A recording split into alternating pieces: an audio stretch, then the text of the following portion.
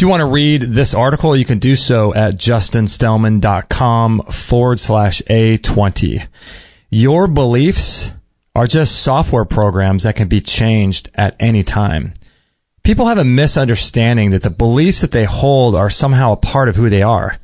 I see this a lot with working professionals. When you ask somebody about the work that they do, they'll reply with something like, I'm a banker or I'm a lawyer. And I remember I used to identify with my job in many ways. See, we're trained as children to use the I word incorrectly. We say things like, I am happy or I am sad, I'm a banker, I'm a lawyer. By using the I word in relation to jobs or states of being, we subconsciously condition our mind that we are those things. It's a subtle yet powerful way of misidentifying who we are when we first begin to speak. Language is powerful. How many times have we heard family or friends who had a midlife crisis because they just didn't know who they were? There are entire movies based around this topic. One of them recently was called Eat, Pray, Love. We no longer understand the deeper aspects of who we are, what we're doing here, and where we're going. We're on this crazy ride called life, and we don't really have a blueprint for how it all works. All of our lives, we've been conditioning our minds to think that we are what we do, or we are what we believe. People will say, I'm a Republican, or I'm thirsty, I'm a Muslim, or I'm a Christian. The truth is, we are none of those things, because if you were a Christian, what were you the day before you became a Christian? Were you nothing? Did you even exist?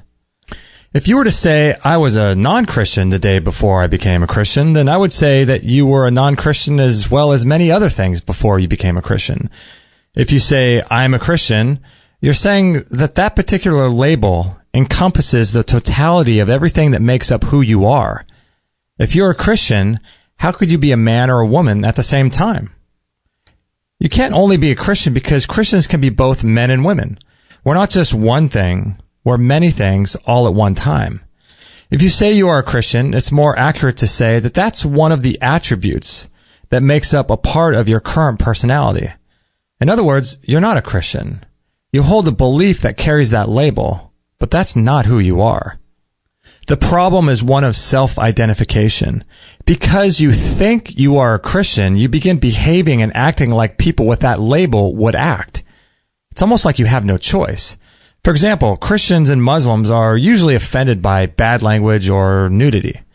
Because you think you are a Christian or a Muslim, you must behave in a way that acts offended at bad language or nudity. We get so mired down in that belief system that we lose track of ourselves in the process and behave almost as if we are robots on autopilot. Beliefs become a way of identification instead of realizing they are aspects of our personalities that we can change at any time if they stop working for us. It gets particularly ugly when people don't recognize they have multiple aspects of their personality and a soul that oversees them all. If I have a belief that I will, say, not be successful because nobody in my family has ever been successful, that could pose a real issue for overcoming that limiting belief. There's a difference between the belief that I am not successful and whether or not that statement itself is even true. The real truth is that right now, I might not be successful, depending on how we actually define success, but that doesn't apply to my potential success in 10 minutes from now or my past success 10 minutes ago. So it's not really a true statement. Truth can only be 100% accurate in the present moment. If something is in the past, it's no longer true right now. The event, like my failures in the past, doesn't apply to me in the present moment because it's over. And if we're talking about the future, it's also not true because the future is in flux and can become something different in any moment. It's the belief of identification that keeps us believing false ideas and causing us to think and act in ways that make the belief itself become true. When we believe we are unsuccessful, we become that way because we believe it. But what if we were to disassociate from beliefs altogether and looked at them like tools that a mechanic would have while using or building a car? If the mechanic needs a wrench, for example, he'll use a specific wrench in order to accomplish a specified task. Once that task is done, like tightening a bolt, he puts down the wrench and continues the bigger task at hand, which is building his car. But we have lost what our biggest task is. For the mechanic, it's building a car. What is it for you or for me? What are we doing here? And do our current beliefs facilitate accomplishing whatever our goals are? If people have no clear direction of who they are, what they're doing here, or where they're going, they'll adopt all kinds of strange beliefs that seem good in the moment. Since a person has no clear direction in life, the beliefs they pick up don't offer any kind of benefit to their overall big picture. Beliefs should facilitate direction. Here's an example. Christians believe that one day they'll spend all eternity with God in heaven. Mormons believe one day they'll inhabit their own planet. These beliefs have a direction. The end result of a belief is that it should take you somewhere and hopefully cause you to become a better person along the way. But if you believe you're a Republican, for example, where does that take you? What's the end game? Does it make you accomplish any tasks? Or does it help you accomplish any tasks? How does it benefit your life? How does it help you along the way? If a belief can't even answer any of these questions, then why would I want to identify with it to the extent that I think I am it? It just doesn't make any sense to me. Instead of holding beliefs that are fixed and unchanging, I like to think of beliefs like software apps or upgrades on your computer. Another way to look at beliefs is to think of them as add-ons that certain characters in video games might require. Beliefs are there to help us accomplish a specified task for a short amount of time in order to bring into being something new, right? If you think of beliefs in this way, you're not stuck in one belief forever. You can hold the belief until it no longer serves you, and then you can let it go and play around with another belief until that one no longer serves you as well. And if you get courageous, you can even play around with multiple beliefs at any given time and see how they react to each other. Do they conflict? Well, if they do, is there a way you can adopt both of these beliefs for a short amount of time? If there's no way to reconcile these two belief systems with each other, can they still benefit you in some way? Maybe they make you feel good, even though if they are opposed to one another. If buying into both of these beliefs that are diametrically opposed helps you accomplish a goal, then what's the harm in that? When one of these beliefs fails to enhance your life, you can let it go. When talking about beliefs in this way, I tend to think of things like morals and religion. When people have beliefs that might be opposed to one another when it comes to these topics. For example, people think that God is all loving and he also sends people to hell for all eternity. These are two beliefs that seem to contradict one another. Christians will say that it's wrong to lie, and if you lie, you're breaking the 10 Commandments and are therefore guilty of sin and should go to hell. But what if I believe that lying to a murderer concerning the whereabouts of my daughter is okay? By holding a belief that allows for some flexibility, I'm able to save the life of my daughter. There's a very real reason why I would adopt a belief like that, right? The end result is my daughter is spared from being murdered. Here's another way to think of adopting belief systems. Think of yourself, the true you, the silent observer of all that is, as the operating system of a cell phone. When you install apps on it, your cell phone can now accomplish more things. For example, if you, as the software on your cell phone, have a desire to talk to other cell phones around the world, if you install the Skype app, you can communicate with friends and family overseas for very cheap. The belief, like an app, should allow you to do things and think things you never would have been able to do otherwise. You can now communicate with more people, and because of that, you can live a more rich and fulfilling life. Beliefs ought to facilitate expansion, growth, and development of character, all while helping you to get to your final destination, whatever that may be for you. So what happens when we have limiting beliefs? Many times, limiting beliefs imprint themselves on our subconscious mind without our desire or even our permission. These limiting beliefs are like viruses on a computer. If I have a belief that I am ugly or unsuccessful, that belief isn't helping me accomplish a particular task, is it? It's not helping to guide me on a much larger journey, is it? These limiting beliefs get programmed into our psyches mostly before the age of 5. Most of the time, we don't even have a choice as to what gets imprinted there. So what can we do about them?